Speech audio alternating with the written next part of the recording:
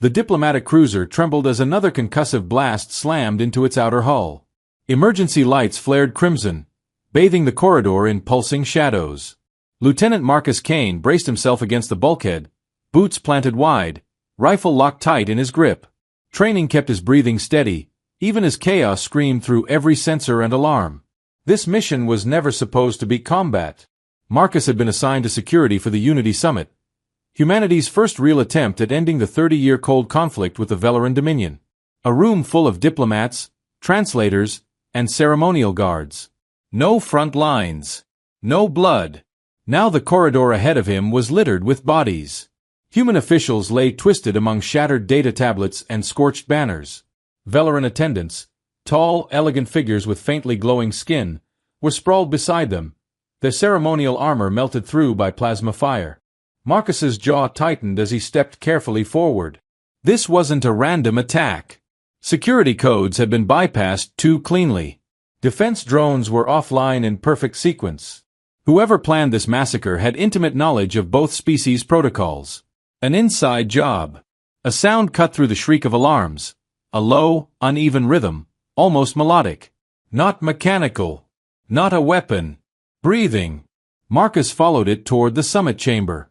The massive doors had been blown inward, twisted metal hanging like torn flesh. Inside, devastation ruled. The circular council table was shattered, its polished surface split apart like cracked ice. Banners of unity smoldered in slow-burning embers. Fallen guards ringed the room in grim silence. And at the center of it all lay Queen Lyra of the Velaran Dominion. Even broken, she was unmistakably regal. Her form was humanoid, yet clearly alien, luminous skin shifting between silver and deep violet, now dim and flickering like a failing star. 4 slender arms rested at unnatural angles, and the crystalline crown structure rising from her skull was fractured, leaking a substance that glimmered like liquid light. Blood. Royal blood spilled across the cold metal floor. Marcus lowered his weapon and moved toward her, every instinct screaming urgency. Her eyes, large, faceted, and gem-like, focused on him. They held terrifying intelligence. And something else. Pain. Betrayal. Acceptance. Human. Her voice echoed directly inside his mind, precise despite her fading strength. You must not touch me. Marcus dropped to one knee, already scanning her injuries, field medic instincts taking over. Your Majesty, you're bleeding out. I can help you. No. The single word carried absolute authority, even as her body trembled. My laws forbid it. No outsider may make physical contact with the royal form. The consequence is death. For both of us. Marcus glanced around the ruined chamber. Everyone else here is already dead. And you will be too if I don't stop the bleeding. Her mental presence weakened but sharpened with urgency. It is not merely law. It is biology. My species lives in symbiosis with royal nanites, passed down through bloodlines. They protect us, enhance us, and they destroy contamination. Realization hit him hard. If I touch you, they will identify you as a threat, she replied. They will dismantle your cells. And in attempting to purge you from my system, they will kill me as well. Marcus leaned back, mind racing. Through the fractured viewport, he spotted incoming strike craft bearing the sigil of House Krell, a militant Velaran faction known for opposing the peace accords. A coup. Hardliners eliminating their queen to prevent unity. They'll be boarding soon, Marcus said. How long do you have? Minutes. Lyra answered faintly. 10 by your measurement. Without intervention, 5. Marcus exhaled once. Decision made. He stripped off his gloves and tossed them aside. Then we've got 10 minutes to break the rules. Human, I command you to flee. He tore fabric from his uniform, preparing makeshift bandages. With respect, Your Majesty, humans are terrible at following orders that get people killed. She hesitated. Then, unexpectedly, her mental voice carried something like amusement. Very well, she said weakly. Ask your question. What happens the moment I touch you? Fire. Paralysis. Neural collapse, she replied calmly. Seconds. Marcus nodded. Then we'll have to make those seconds count. He positioned his bare hands above the most severe wound, heart pounding. "Tell me," he said, "can you command the Nanites?" "Not consciously." "But you're telepathic," he pressed. "With your people. With your guards. Maybe, with yourself." Her eyes brightened, just slightly. "That theory has never been tested." Marcus met her gaze. "Then let's test it." He placed his hands on her wound. Agony exploded through his nervous system. Pain detonated through Marcus Kane's body like a live wire plunged straight into his spine. The moment his bare skin met Queen Lyra's luminescent flesh, something moved beneath her surface. Not blood. Not muscle. Millions of microscopic entities surged toward the point of contact, responding with terrifying speed. Marcus's jaw locked as fire raced up his arms. His muscles seized, fingers clawing involuntarily as if his own nerves were rebelling against him. His vision narrowed to a tunnel of white light, edges pulsing violently. He couldn't pull away. Not because he didn't want to. Because he physically couldn't. Nanite activation confirmed. Lyra's mental voice echoed. Strained, urgent, no longer calm. "They are dismantling your cellular membrane." Marcus tasted metal. Copper flooded his mouth. His heart hammered erratically, struggling to keep rhythm as paralysis crept upward from his hands. "Not yet," he gasped aloud through clenched teeth. "Don't let them." Her presence surged.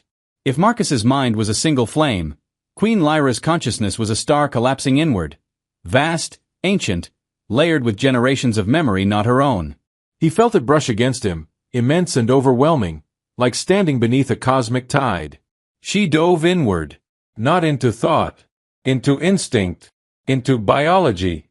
The Nanites were not machines in the human sense. They were living constructs, grown and refined across millennia. Guardians bonded to royal DNA. They reacted not to orders, but to threat perception. And right now, Marcus Kane was the ultimate threat. "Stand down," Lyra projected. Not as a command, but as a truth. "This one is not poison. He is not decay. He is defense." The burning intensified. Marcus screamed. Something tore inside his forearms. Microscopic but devastating. He felt the Nanites attempting to map him, dissolve him, rewrite him. His knees buckled, but he forced himself forward, pressing harder against the wound in Lyra's thorax. Blood, shimmering silver-violet, poured between his fingers. "If I let go," he rasped, "you die." The words anchored him. The pain didn't lessen, but it changed. The sensation shifted from searing destruction to crushing pressure, like invisible hands squeezing him from the inside. Then, hesitation. The swarm slowed. Marcus felt it distinctly. The Nanites circled his hands now instead of burrowing deeper, vibrating with restrained aggression. His vision sharpened just enough for him to see Lyra's chest rise, then fall, more steadily. "They are listening," she whispered, all bleeding through her mental voice. "They recognize intent." Marcus laughed weakly. "Good. Because my intent is to keep you alive." With shaking hands, he tore another strip of fabric and bound it tightly across the wound, applying pressure in short, controlled intervals. Every second of contact sent tremors through his nerves, but the Nanites no longer attacked outright. They watched, learning. "Your Majesty," Marcus said, forcing clarity into his voice, "I need you to keep them focused. If they lose control, we're both dead." "I am holding them," Lyra replied. "But this level of integration, it is draining." Sweat soaked Marcus's uniform. His arms burned, numb and hypersensitive all at once. He worked quickly, sealing smaller lacerations, stabilizing fractured crystalline structures as best he could with human tools utterly unsuited for alien royalty. Minutes crawled. Then, boots. Heavy. Armored. Marcus's head snapped up. Figures poured through the blasted doorway, weapons raised. Velaran soldiers clad in black and crimson combat plating, House Krell insignia blazing across their shoulders. The coup had arrived to finish the job. Target confirmed. One of them barked. "Royal subject is." He froze. Queen Lyra was sitting upright, supported by a human soldier. Touching her. Alive. The Nanites beneath her skin pulsed visibly now, glowing in unfamiliar patterns, threads of light weaving around Marcus's hands instead of tearing them apart. Shock rippled through the Krell unit. That's impossible, another soldier muttered. The Nanites should have killed him. Lyra rose to her full height, unsteady but unbroken.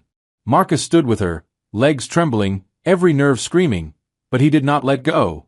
When she spoke, her voice did not remain confined to one mind. It filled the chamber. House Krell, she declared, her presence slamming into every consciousness like gravity itself. Your treachery has failed. Weapons wavered. Lower your arms, she commanded. You will submit, or you will be erased from history as oathbreakers and murderers. The soldiers hesitated.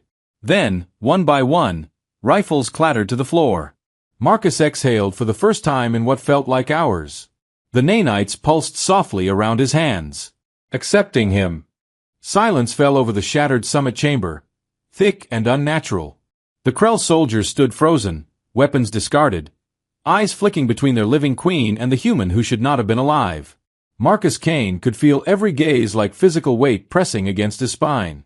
His hand still rested against Lyra's wounded thorax. The Nanites hummed beneath her skin, not hostile now, but alert. A living perimeter. Marcus was acutely aware that one wrong move, one spike of fear or aggression, could change everything. Lyra straightened, drawing herself to full regal posture despite the visible strain.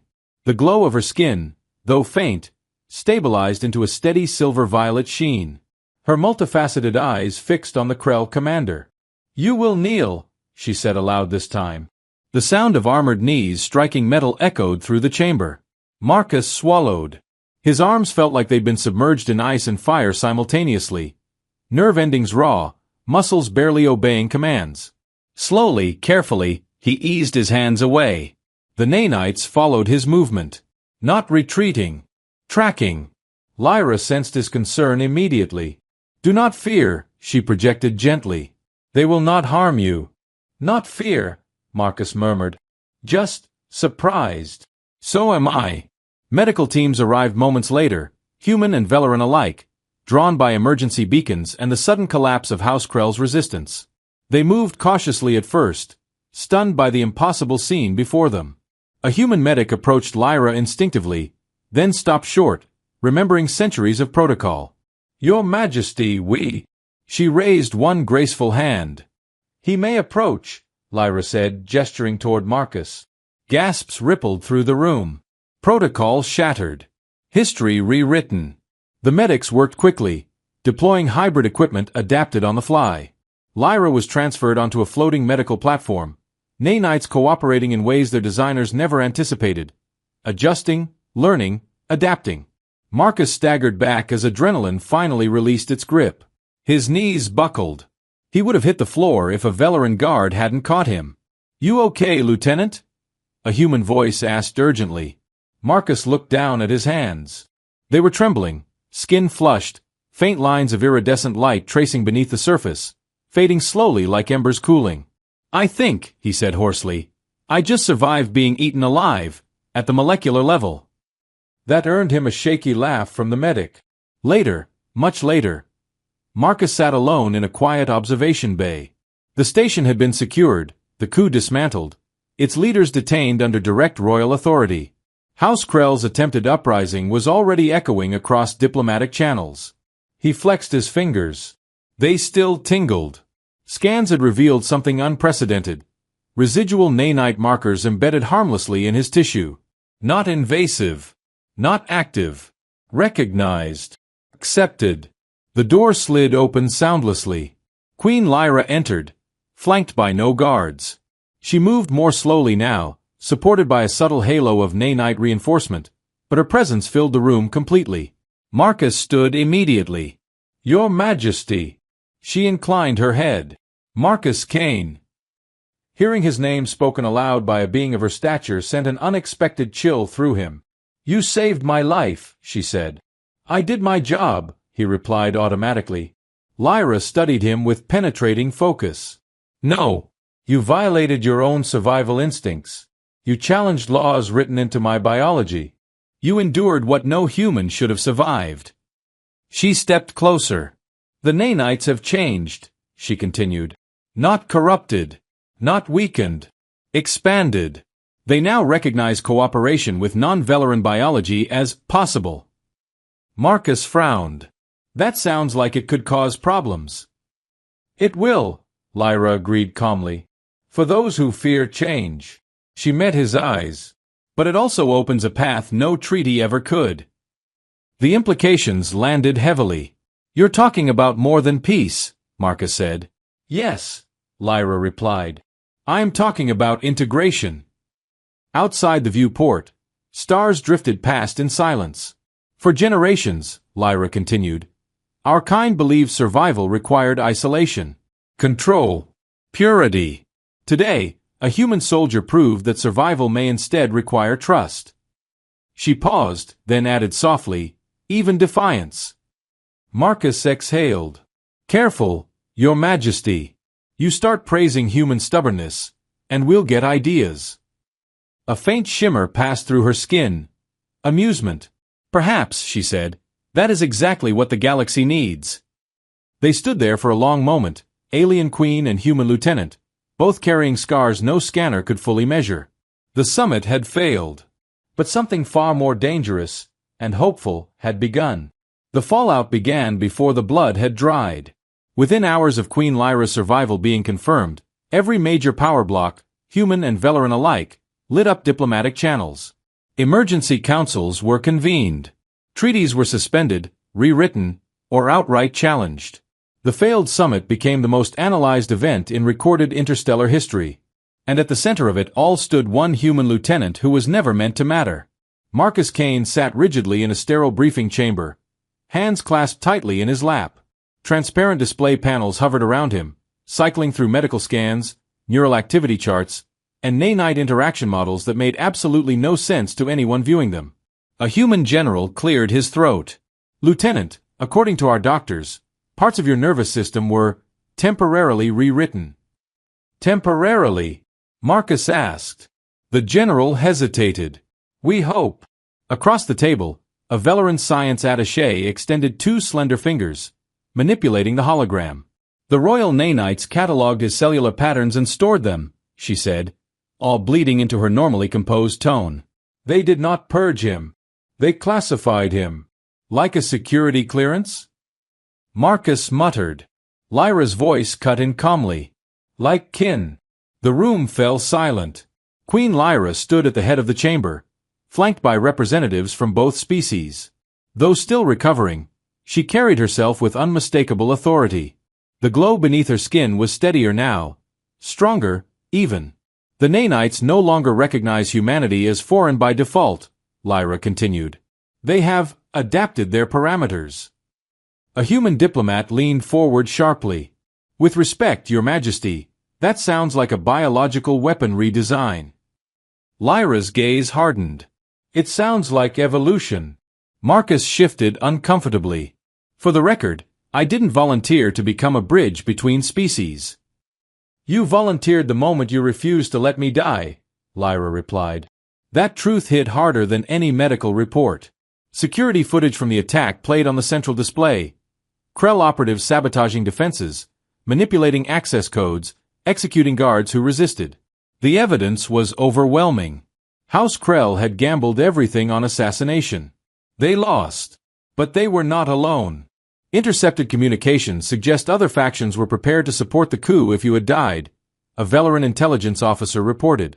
Your survival destabilized multiple power structures. Lyra nodded slowly. Which means the danger has not passed. Her multifaceted eyes turned toward Marcus again. Especially for you. He frowned. Me? You are living proof that our most sacred biological law can be challenged, she said. That makes you valuable. Symbolically. Scientifically. Politically. And as a target, Marcus added. Yes. Not long after, Marcus found himself reassigned. Not imprisoned, not promoted, but repositioned. Officially, he was placed on medical leave. Unofficially, he was never alone again. Velaran observers studied him from a distance, fascinated. Human scientists wanted blood samples, tissue scans, neural maps. Every request had to pass through Lyra herself. She refused most of them. They forget, she said privately to Marcus, That you are a person, not a prototype. He appreciated that more than he knew how to say. One evening, as the station drifted in quiet orbit around a blue-white gas giant, Marcus felt it again, that faint vibration beneath his skin. Not pain. Not threat. Awareness. He pressed 2 fingers against his wrist, eyes narrowing. Lyra. I think something's happening. She arrived minutes later, unannounced, dismissing guards with a glance. You feel them, she said softly. The nanites, Marcus replied. They're not in me, but they know when I'm hurt. Or stressed. Lyra's expression shifted, concern mixed with wonder. They left an echo. A resonance link. Is that bad? It is unprecedented, she answered honestly. But not harmful. Yet. Marcus exhaled. Figures. She met his gaze. This link may allow limited biofeedback. Empathy, perhaps. A shared warning system.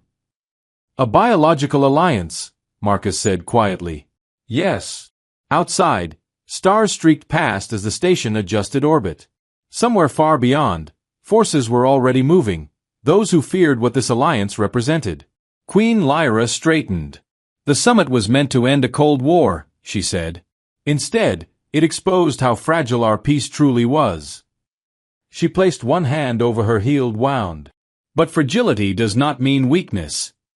Marcus nodded slowly. It means it can still break. Or be reforged, Lyra replied. Together.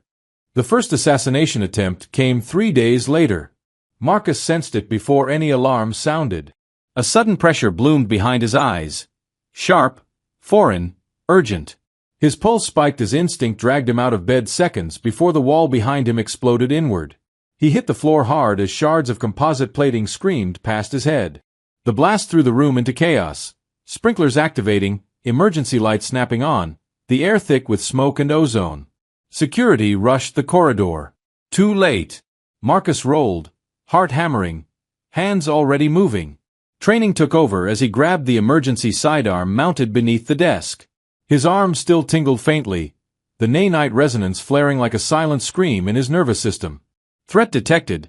Lyra's voice echoed inside his mind. Yeah, Marcus coughed. I noticed. The attacker emerged through the smoke, humanoid, armored, face hidden behind a mirrored helm. Not Krell. Something worse. A contractor. Someone had outsourced the kill. The figure raised a compact pulse weapon. Marcus fired first. The shot clipped the attacker's shoulder, spinning them sideways, but they recovered fast, moving with enhanced reflexes. Marcus felt the pressure spike again. Left. Lyra warned. He dove just as a pulse round vaporized the spot where his head had been. Since when do I get psychic backup? Marcus muttered. Since you became inconvenient to powerful people. The fight was brutal and fast. The assassin fought like someone who didn't expect to lose, until Marcus closed the distance and slammed the butt of his weapon into the helm. The visor cracked, revealing not a face, but a neural interface glowing with artificial light. The assassin collapsed, systems frying. Security finally flooded the room. Minutes later, Marcus sat on the edge of a medical cot, shaking hands wrapped in synth gauze. Lyra stood nearby, her presence radiating quiet fury. They used a proxy mind, she said coldly. No identity. No allegiance. No trail. Professional, Marcus replied. Which means it won't be the last. No, Lyra agreed. It will escalate. News of the attempt never reached the public. Officially, it was logged as a systems malfunction. Unofficially, the message was clear. Someone wanted the bridge between species erased. In response, Lyra did something no Velaran monarch had ever done. She ordered Marcus transferred to her personal protection detail. The announcement detonated across both governments. A human guarding the Velaran queen? A violation of sacred custom. A provocation. Lyra ignored them all. If they wish to reach him, she declared, they will have to reach me first. Marcus stood beside her during the announcement, dressed in newly issued hybrid armor, human design reinforced with Velaran nanite-compatible materials. The fit felt strange, like wearing someone else's skin. You realize this paints a massive target on us both, Marcus said quietly. Lyra's lips curved faintly. The target already exists. I merely refuse to let others choose where it lands. Days passed under constant tension. Where Marcus went, Lyra felt it. Where Lyra focused, Marcus sensed it. Their shared awareness sharpened with use. Subtle signals, emotional undercurrents, flashes of intent. Not words. Understanding. During one quiet cycle, as the station drifted through a nebula glowing blue and gold, Marcus finally asked the question that had been building since the summit. What happens if this link grows stronger? Lyra considered him for a long moment. Then our species will face a choice. Fear it, or follow it. And you? Marcus asked. She met his eyes without hesitation. I will protect it. That night, Marcus dreamed, not of Earth, not of war, but of standing on a vast plain beneath alien stars, feeling connected to something larger than himself. Not controlled. Included. The next morning, alarms screamed again. Not an attack. A message. An unauthorized transmission punched through every secured channel simultaneously. Human, Velaran, neutral. The same symbol burned onto every screen. House Krell. But distorted. Evolved. A voice followed. Calm. Confident. Dangerous. Queen Lyra, it said. Lieutenant Kane. You have changed the rules. Lyra straightened, fury and resolve burning beneath her calm. And now, the voice continued, we intend to change the battlefield. The transmission didn't end with threats. It ended with coordinates. They burned into every display across the station. Deep space markers far beyond standard trade routes. A region of unstable gravitational currents known to both species for one reason only. Exile. House Krell had built something there. Something hidden. The War Council convened within the hour. Human admirals filled one side of the chamber, Velaran strategists the other. Holographic star maps hovered between them, showing fleet movements already in motion. The situation was deteriorating faster than anyone wanted to admit. Krell loyalists are mobilizing, a human intelligence officer reported. They're rallying fringe systems, feeding them propaganda about biological contamination and royal corruption. They are weaponizing fear, Lyra said calmly. As they always have. Marcus stood at her side, armor humming softly as it synced with the station's defense grid. He could feel her focus like a low vibration in his chest. Steady, unyielding. They want us to go there, Marcus said. Those coordinates are bait. Yes, Lyra agreed. But bait placed with confidence.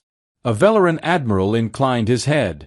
Krell would not expose their stronghold unless they believed themselves untouchable. The truth settled heavily. Whatever House Krell had built in exile space wasn't just military. It was designed to counter what Marcus and Lyra represented. We can't ignore it, Marcus said. If we do, they'll strike somewhere else. Somewhere civilian. Silence followed.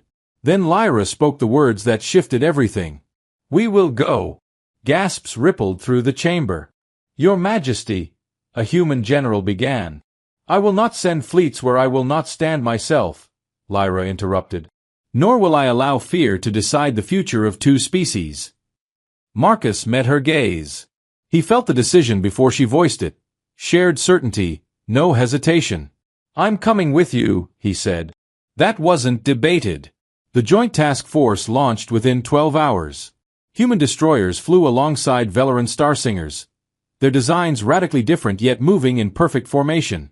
For the first time, shared command protocols linked two civilizations' fleets into a single operational entity.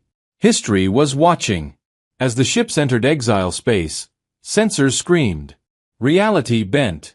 Stars twisted into elongated smears as gravitational eddies pulled at hulls and shields. Krell defenses activated instantly. Automated drone swarms, energy mines, distortion fields tuned to disrupt both human and Velaran tech. Enemy wants us blind, a pilot shouted. Lyra closed her eyes. Marcus felt it, the nanite echo flaring, resonance snapping into focus. Her awareness expanded outward, riding the fleet systems, harmonizing them. Now, she said. Human and Velaran countermeasures synchronized in ways simulation had never predicted. Shields overlapped. Targeting data fused. Enemy drones fell like sparks in a storm. At the heart of the anomaly loomed the structure. A massive, skeletal construct wrapped around a dying star fragment. Part fortress, part laboratory. Krell banners pulsed across its surface like open wounds. "This is it," Marcus said quietly.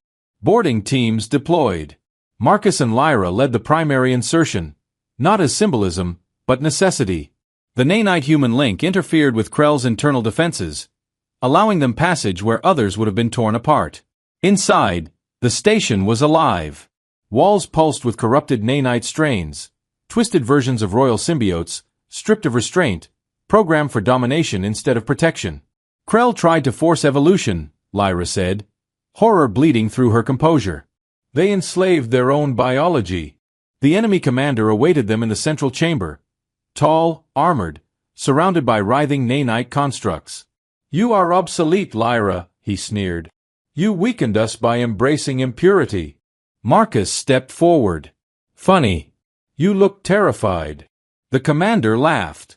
"Because you don't understand what you've unleashed." He gestured, and the chamber erupted. Nanite surged like black tides, crashing toward Marcus and Lyra.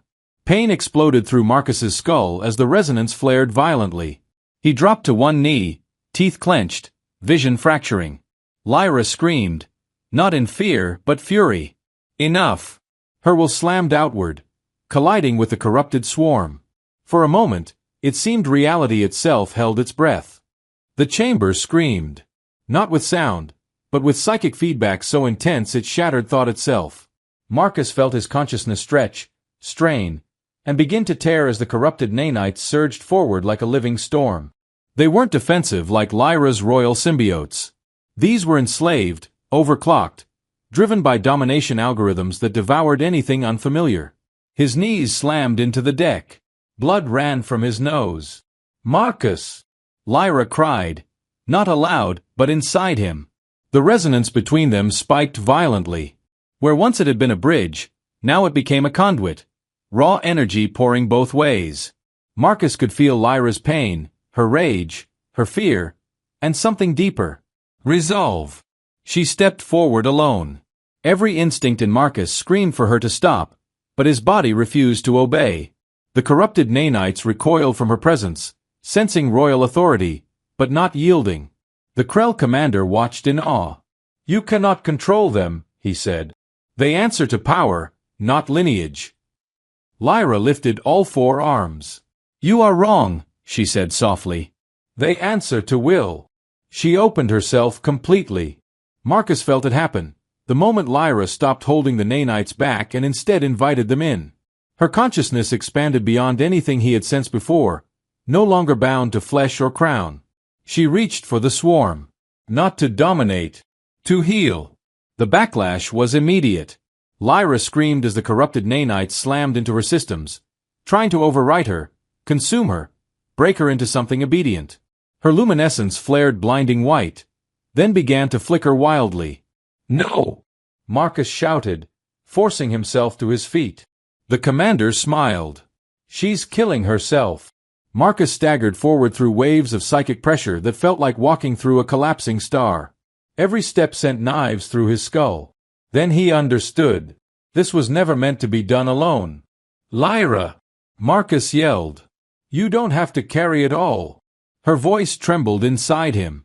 "They will tear me apart. Then we share the load," he said fiercely. Like before. He reached out. Not with his hands. With everything he was. Marcus opened himself to the resonance. Fully, recklessly, letting the nanite echo burn through every nerve. Pain consumed him, but he didn't fight it. He anchored it. The corrupted swarm hesitated. For the first time, it encountered something it could not classify. Human biology. Velaran authority. Neither dominant. Balanced. The chamber shook as the swarm fractured, portions breaking away from Krell's control, responding to the combined signal Marcus and Lyra projected together. The commander staggered back. "Impossible!" Lyra's voice steadied. "They are listening, to both of us." Marcus clenched his fists. "Then let's give them a better option." Together, they reshaped the signal. Not command, Not force, but choice. The nanites began shedding their violent patterns, reverting, stabilizing, reforming into something new. Something free. The fortress screamed as systems failed. The Krell commander collapsed, screaming as his control interface overloaded, neural feedback burning him from the inside. His empire of fear died with him. Alarms blared. Reactor breach imminent. Time to go. Marcus shouted. Lyra staggered, her glow dangerously dim. I cannot leave, she whispered. My link is holding the swarm together. Marcus grabbed her shoulders. Then I'll stay. Her eyes widened. Marcus, no. I'm not losing you, he said simply. Before she could stop him, Marcus plunged deeper into the resonance, locking himself into the stabilizing field. The pain was beyond anything human biology was meant to survive. His scream echoed through the chamber. Lyra felt him slipping. No, she cried, pouring everything she had into him. The nanites responded. They surged, not to destroy, but to protect. A cocoon of light wrapped around Marcus, reinforcing his failing systems, rewriting damage faster than it could occur. His heartbeat steadied. His breathing returned. The fortress detonated moments later as the task force extracted them in a blaze of fire and collapsing spacetime.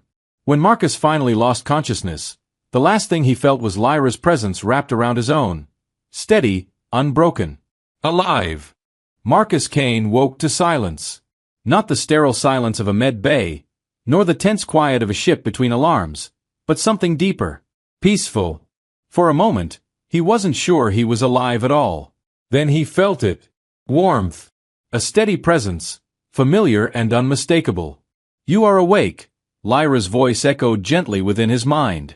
Marcus inhaled sharply, eyes snapping open. He lay inside a transparent recovery chamber, surrounded by softly glowing Velaran medical constructs and human monitoring systems working in flawless harmony. Define awake, he croaked. Because I feel like I lost a fight with a star. A fair assessment, Lyra replied. Amusement threading through relief. He flexed his fingers slowly. No pain. No tremor. Instead, strength pulsed through his limbs, unfamiliar but controlled. When he looked down at his hands, faint iridescent patterns shimmered beneath his skin, then faded. What did they do to me? He asked quietly. Lyra appeared beside the chamber, whole again. Her glow was no longer dim or unstable. It radiated confidence, evolved, refined. They saved you, she said. Both human medicine and royal nanites. Marcus swallowed. You rewrote me. No, Lyra corrected softly. You were rewritten the moment you chose to stay. She gestured, and the chamber opened. As Marcus sat up, memories flooded back, the fortress collapsing, the swarm stabilizing, the unbearable pain as his body nearly failed. And the nanites? He asked. The corrupted ones. Lyra's expression turned solemn. They are no longer corrupted. Nor are they weapons. She activated a projection. Across the galaxy, new signals bloomed. Stable nanite colonies integrated into joint research stations, medical centers, reconstruction fleets. Not controlled by royalty. Not bound by fear. Free. The Krell believed power came from domination, Lyra continued. They were wrong. Power comes from cooperation. Marcus exhaled slowly. That's going to scare a lot of people. Yes, Lyra agreed. It already has. In the days that followed, the galaxy changed. House Krell was dismantled entirely, its leadership exposed, its ideology rejected by both species. Worlds once aligned through fear defected, seeking protection under the new human Velaran alliance. The Cold War officially ended. Something warmer replaced it. Marcus stood before the joint assembly weeks later, dressed not as a soldier, but as something new. His rank insignia remained, but beside it rested a symbol no human had ever worn. A royal Velaran sigil. You don't have to accept this, a human official whispered beforehand. Marcus shook his head. I already did. When Lyra addressed the assembly, her voice carried across species, cultures, and stars. Today, she declared, we abandon the myth of purity. We abandon the lie that survival requires isolation. She gestured toward Marcus. This human defied our laws, our biology, and our fear, and in doing so, saved my life and our future. Murmurs rippled through the chamber. Let history record this truth, Lyra continued. The first true bridge between our species was not built by treaties, but by hands willing to bleed. Marcus felt the weight of every gaze. He didn't look away. Later, standing beside a viewport overlooking a shared shipyard where human and Velaran vessels were being built together, Marcus finally asked the question that lingered in his mind. What am I now? Lyra stood beside him, hands clasped behind her back. You are still human, she said. And now something more. A symbol. A guardian, Lyra replied, of what becomes possible when we stop asking whether something is allowed, and start asking whether it is right. Marcus smirked faintly. No pressure. Lyra's glow softened. You handle pressure well. Stars drifted past in silence. The future was uncertain, dangerous, uncharted, but it was no longer divided. Once, Lyra had warned Marcus not to touch her. He had ignored her, and in doing so, he had touched the fate of two civilizations, reshaping it not with conquest or control, but with stubborn compassion and the refusal to accept a universe built on fear. Sometimes, the most powerful force in the galaxy wasn't a fleet, or a crown, or even living machines woven into flesh. Sometimes it was a single choice. To reach out,